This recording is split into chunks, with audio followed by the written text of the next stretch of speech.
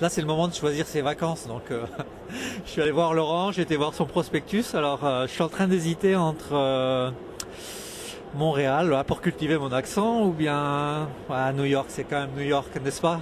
New York, c'est la destination fétiche, mythique pour le marathonien. C'est sûr que New York, c'est l'un des marathons les plus connus, les plus courus et peut-être le plus célèbre depuis l'événement de cet automne. Grâce à Sandy, ça a mis un coup de projecteur incroyable sur ce marathon, puisque le monde entier a parlé de cette épreuve, presque à faire de l'ombre au cyclone, presque.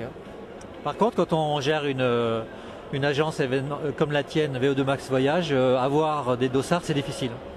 New York, c'est particulièrement difficile, puisque c'est une organisation, c'est une répartition de dossards qui date depuis près de 25 ans. Et donc pour ceux qui n'étaient pas là il y a 25 ans, faire sa place, c'est pas très simple. Donc en 2008, tu décides de te lancer dans l'aventure en créant cette agence. Pourquoi?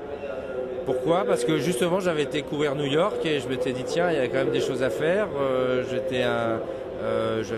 J'approchais la quarantaine, je me suis dit il faut reprendre son destin en main, faisais beaucoup de sport et puis envie d'apporter quelque chose, des nouveaux services, d'une nouvelle façon d'aborder le voyage marathon entre autres, sur un marché qui me semblait être en pleine croissance et effectivement le marché de la course à pied, la pratique de la course à pied et des sports d'endurance fait que croître depuis des années.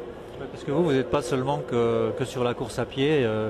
Le calendrier est là pour le prouver. Il y a du trail, il y a du triathlon que tu pratiques. Il y a un petit peu d'aventure. Tu as emmené un groupe courir sur la neige récemment. Voilà, donc c'est vrai que la pratique se développe, il y a de plus en plus de pratiquants, il faut de plus en plus de courses. Et moi je pense que les gens viennent du marathon et après vont vers le trail, ça on sait que ça a été la base. Les gens font aussi du triathlon de plus en plus. Du vélo et un cycliste par exemple un jour il va faire un marathon, donc au VO2 Max on parle à tous ces univers et on fait un mixte, on fait du transfert de clientèle et on est la seule agence à faire ça.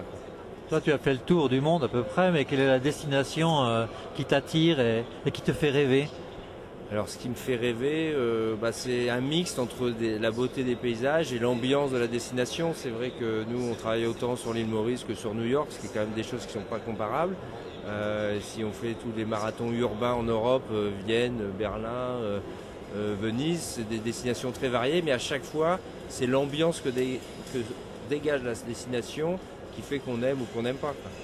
Alors la préférée, c'est peut-être celle où on a les plus belles réussites et celle où on a le plus d'amis à force d'y aller. Et je mets un petit clin d'œil sur l'île Maurice. Parce qu'il y a la course bien entendu, mais c'est aussi créer un climat avec le groupe.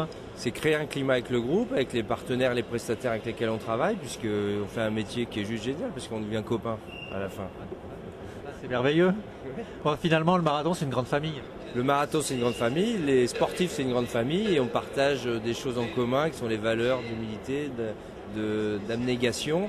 Et c'est vrai que les clients, on est toujours en phase avec eux.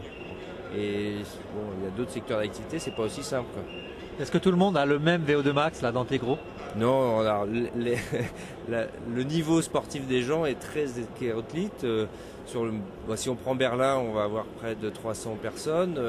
On a des gens qui vont courir en 2h30 et puis d'autres qui vont finir en 6h. Donc c'est vraiment très large.